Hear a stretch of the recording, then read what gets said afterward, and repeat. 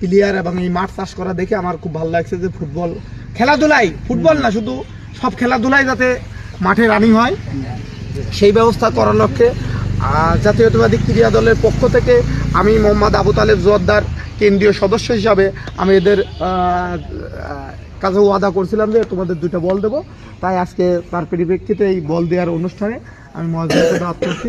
মহেশ ভাই আসলো। যাই হোক, এই পর্যায়ে সংক্ষিপ্ত আকারে মহেশ ভাই কিছু 2টি কথা।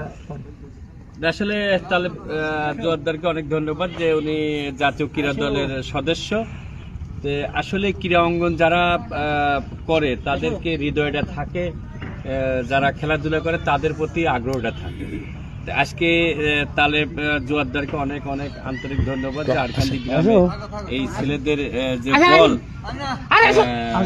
দেবায় যে তারা খেলাধুলার মাধ্যমে শরীর চর্চা হবে এবং আগামী দিনে যাতে জাতীয় বাংলাদেশ ফুটবল টিম যাতে বিশ্বকাপ খেলে এই ছেলেরা এই গড়ে উঠবে এই প্রত্যাশা থাকে।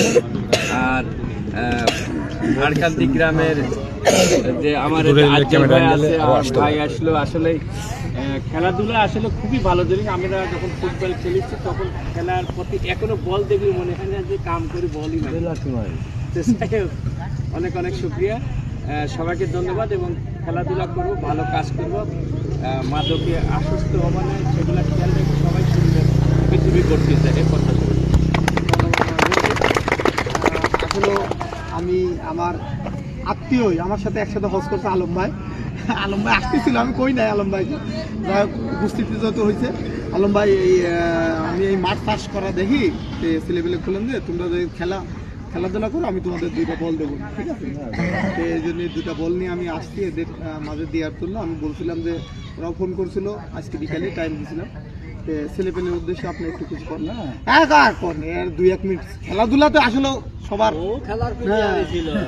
ছেলেপেলে এই খেলাধুলা তোমরা কোনো বিশৃঙ্খলা করবে না, এটাই আশা যে গ্রামের মানুষ সবাই তাতে সবার পরস্পর আমরা সহানুভূতি নিয়ে আমাদের রমজান আর আমি একসাথেই খেলতাম এক সময়, কেন আমরা ছোটোবেলায় থেকেই বন্ধু হিসাবে থাকি, এভাবে কারোর সাথে যাতে কারোর দ্বিমত সৃষ্টি না, এটাই আমার আশা।